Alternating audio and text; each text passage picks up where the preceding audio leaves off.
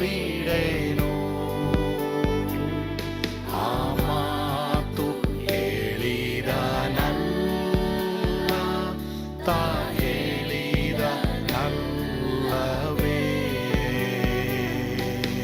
ನಾ ಕೈ ಬಿಡೇನು, ನಾ ಕೈ ಬಿಡೇನು. ಆ ಮಾತು ಹೇಳಿದನಲ್ಲ, ತಾ ಹೇಳಿದನಲ್ಲವೇ.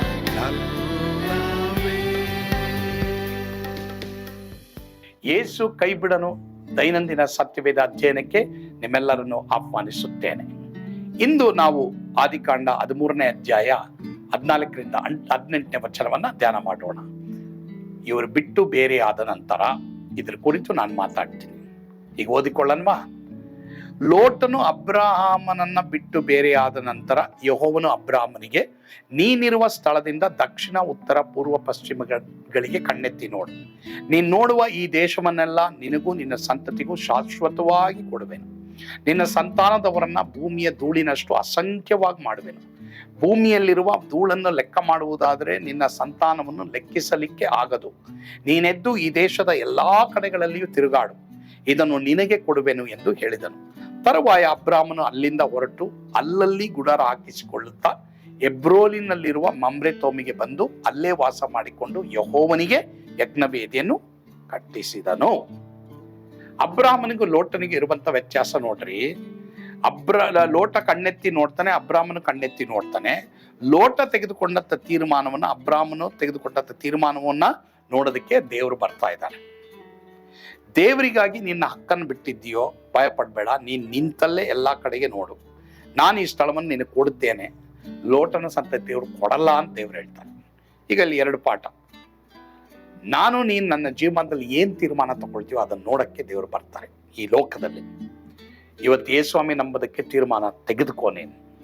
ನಿನ್ನ ಕೈ ಅವ್ರು ಹಿಡಿತಾರೆ, ನಿನಗೆ ಪರಲೋಕ ಕೊಡ್ತಾರೆ. ಮತ್ತೆ ಪ್ರಿಯ ದೇವರ ಮಕ್ಕಳೇ, ಇವತ್ತು ಜಗಳಗಳು, ಆಸ್ತಿ ಪಾಸ್ತಿ ವಿಷಯದಲ್ಲಿ, ಅನೇಕ ಕಾರ್ಯಗಳ ವಿಷಯದಲ್ಲಿ, ಸೇವೆ ವಿಷಯದಲ್ಲಿ, ಈ ವಿಶ್ವಾಸಿ ಆ ವಿಶ್ವಾಸಿ ನಂದು ಬಿಟ್ಕೊಟ್ಬಿಡ್ರಿ. ನಾನು ಒಂದ್ ಕಾಲದಲ್ಲಿ ಹಂಗಿದ್ದೆ. ಈಗ ಯಾರಾದ್ರೂ ಹೋಗ್ತೀನಿ ಅಂತಾರ, ಐ ವಿಲ್ ರಿಲೀಸ್ ದೆಮ್. ಯಾಕಂದ್ರೆ ಆ ವಿಶ್ವಾಸಿಗಳು ಯಾರು ಗೊತ್ತಾ, ಅವ್ರು ಯೇಸುವಿನ ರಕ್ತದ ಮೂಲಕವಾಗಿ ತೊಳೆಯಲ್ಪಟ್ಟು ಪರಲೋಕದವರು, ಯೇಸುವಿನವರು. ಆ ಸಭೆಗೆ ಹೋದ್ರೇನು ಈ ಸಭೆಗೆ ಹೋದ್ರೇನು ಅಲ್ಲಿ ಹೋಗ್ಲಿ, ಯಾವುದೋ ಒಂದು ಸಭೆಯಲ್ಲಿ ಮೆಂಬರ್ ಆಗಿರ್ಲಿ.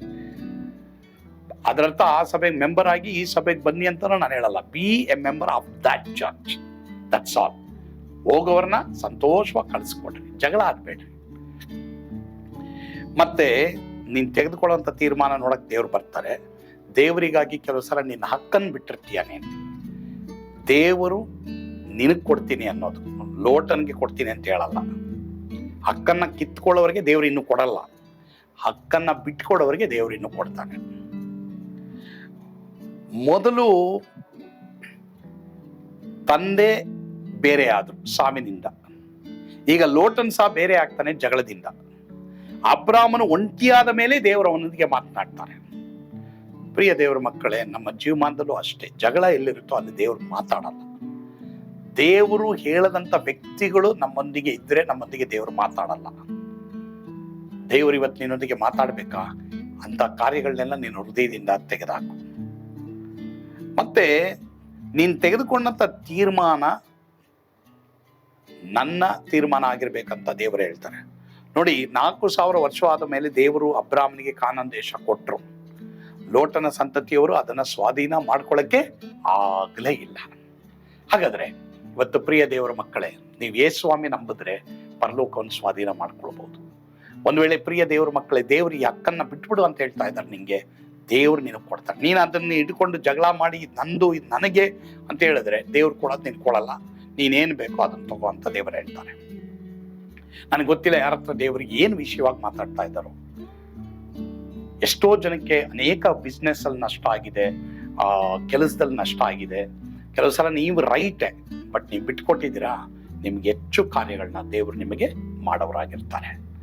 ದೇವ್ರು ನಿಮ್ಗೆ ಇನ್ನೂ ಹೆಚ್ಚಾಗಿ ಕೊಡ್ತಾರೆ. ಭಯಪಡ್ಬಿಡಿ. ಮನುಷ್ಯ ಕೊಡಕ್ಕಿಂತ ಮನುಷ್ಯ ಏನ್ ತಗೊಂಡಿದ್ದಾನೆ ನಿನ್ನ ಹತ್ರ ಅದಕ್ಕಿಂತ 2 ಪಟ್ಟು 1000 ಪಟ್ಟು ಹೆಚ್ಚಾಗಿ ದೇವ್ರು ನೀನು ಕೊಡ್ತಾರೆ. ದೇವರು ಅಬ್ರಾಮನ್ಗೆ ಏನ್ ಹೇಳ್ತಾರೆ ಗೊತ್ತಾ, ಅವನೆಲ್ಲ ನೀನಂತ ತಗೊಳೋದ್ನ ನೀ ಭಯಪಡ್ಬೇಡ, ನೀನ್ ಇರೋ ಜಾಗದಿಂದ ನೀನ್ ನೋಡು, ನೀನು ಎಲ್ಲಿ ನಷ್ಟ ಹೊಂದಿದೆಯೋ ಅಲ್ಲಿಂದಲೇ ನೋಡು, ನಾನು ನಿನಗೆ ಕೊಡ್ತೀನಿ ಅಂತ ದೇವ್ರು ಹೇಳಿ ಇಲ್ಲಿವರೆಗೂ ಇನ್ನು ಮುಂದೆಯೂ ನಿತ್ಯತ್ವಕ್ಕೂ ಅಬ್ರಹಾಮನ ಸಂತತಿಯವರಿಗೆ ಆಶೀರ್ವಾದ ಉಂಟಾಯಿತು. ಅದೇ ಥರ ನಿನಗೂ ದೇವರು ಆಶೀರ್ವಾದಗಳನ್ನಿಟ್ಟಿದ್ದಾರೆ. ಕರ್ತನು ಆ ರೀತಿಯೇ ನಿನಗೆ ತೀರ್ಮಾನ ತೆಗೆದುಕೊಳ್ಳುವಾಗೆ ಕೃಪೆ ಕೊಡಲಿ. ಆಮೇಲೆ ಪ್ರಾರ್ಥಿಸೋಣ. ನಮ್ಮನ್ನು ಬಹಳವಾಗಿ ಪ್ರೀತಿ ಮಾಡಿದಂಥ ನಮ್ಮ ಸ್ವರ್ಗತೆಯಿಂದ ತಂದೆಯಾದ ದೇವರೇ, ನಮ್ಮ ಜೀವಮಾನದಲ್ಲಿ ಅನೇಕ ವೇಳೆ ಜಗಳಗಳೊಂದಿಗೆ ನಾವು ತೀರ್ಮಾನಗಳು ತೆಗೆದುಕೊಳ್ತೀವಿ. ಆದರೆ ಜಗಳವನ್ನು ಬಿಟ್ಟು ಬಿಡೋದಕ್ಕೆ ನಾವು ತೀರ್ಮಾನ ತೆಗೆದುಕೊಳ್ಳುವಾಗೆ ಎಲ್ರಿಗೂ ಕೃಪೆ ಕೊಡಪ್ಪ. ನನಗೆ ಗೊತ್ತಿಲ್ಲ ಯಾರ್ಯಾರ ವಿಷಯದಲ್ಲಿ, ಯಾರ್ಯಾರ ಕುಟುಂಬದಲ್ಲಿ ಆಸ್ತಿ ಪಾಸ್ತಿ ವಿಷಯದಲ್ಲಿ ಅಥವಾ ಬೆಳ್ಳಿ ಬಂಗಾರ ಹಣದ ವಿಷಯದಲ್ಲಿ ಜಗಳ ಆಗ್ತಾ ಇದೆ ಗೊತ್ತಿಲ್ಲ. ದೇವರೇ, ನಮ್ಮ ಹಕ್ಕನ್ನ ಕೆಲವು ಸಲ ಜಗಳದ ನಿಮಿತ್ತ ಬಿಟ್ಟು ಬಿಡಕ್ಕೆ ಹಾಗೆ ಕೃಪೆ ಕೊಡು ಸ್ವಾಮಿ. ದೇವರೇ, ನಮಗೆ ನೀನು ಕೊಡ್ತೀಯ, ಅದಕ್ಕಾಗಿ ಸ್ತೋತ್ರ. ಸ್ತುತಿ ಘನ ಮಾನ ಮಹಿಮೆ ನೀವೊಬ್ಬರೇ ಹೊಂದಿಕೊಳ್ಳ್ರಿ ಸ್ವಾಮಿ. ಯೇಸುವಿನ ಹೆಸರಿನಲ್ಲಿ ಪ್ರಾರ್ಥಿಸ್ತೇವೆ ದೇವರೇ, ಆಮೇನ್. ಕರ್ತನು ತಾನೇ ನಿಮ್ಮೆಲ್ಲರನ್ನ ಆಶೀರ್ವಾದ ಮಾಡಲಿ. ಸ್ವರ್ಗದ ಆನಂದ ನಿಮ್ಮೆಲ್ಲರನ್ನು ತುಂಬಿ ತುಳುಕಲಿ. ಆಮೇನ್.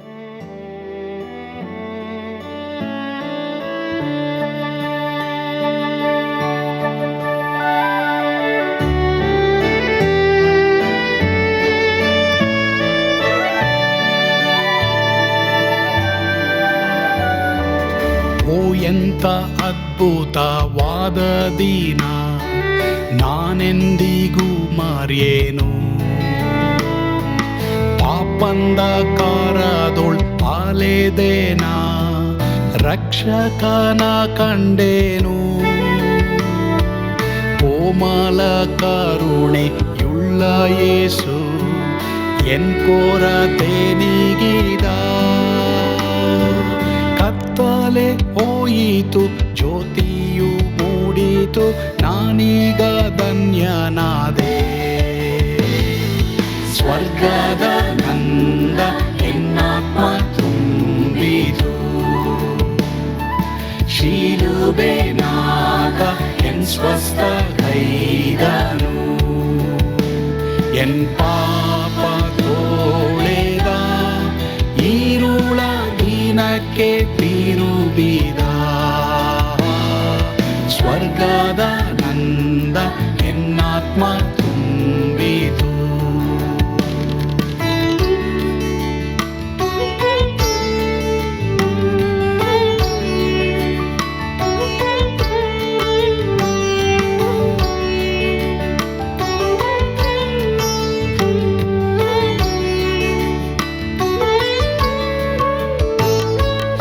ಆತ್ಮನ ನೂತನ ಜನ್ಮದಿಂದ ದೇವಪುತ್ರನಾದೇನು. ನೀತಿ ನಿರ್ಣಯವ ಹೊಂದಿದೇನು, ಭಾಗ್ಯವಂತನಾದೇನು. ಪಾಪಾತ್ಮನಾಗಿ ನಾ ಬಂದಾಗಲೇ ಆಶೀರ್ವಾದ ಸಿಕ್ಕಿತು. ಕೃಪೆಯ ಮೂಲವೇ ರಕ್ಷಣೆ ಹೊಂದಿದೆ, ಸುನಾಮ ಕೊಂಡಾಡುವೆ. ಸ್ವರ್ಗದ ನಂದ ಎನ್ನಾತ್ಮ ತುಂಬಿತು, ಶಿಲುಬೆನಾಗ ಎನ್ ಸ್ವಸ್ಥ ಕೈದನು. ಎನ್ ಪಾಪ ತೋಳೆದ, ಈರುಳ ದಿನಕ್ಕೆ ತಿರುಗಿದ. ಸ್ವರ್ಗದ ನಂದ ಎನ್ನಾತ್ಮ ತುಂಬಿತು.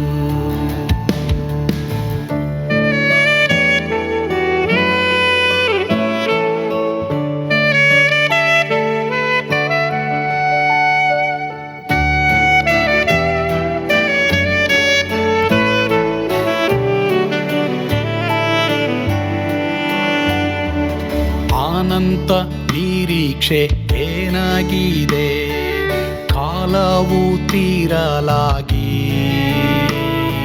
ಸ್ವರ್ಗದ ಭವ್ಯ ಬಿಡಾರದಲ್ಲಿ ನಿತ್ಯವಾಗಿ ಇರುವೆ.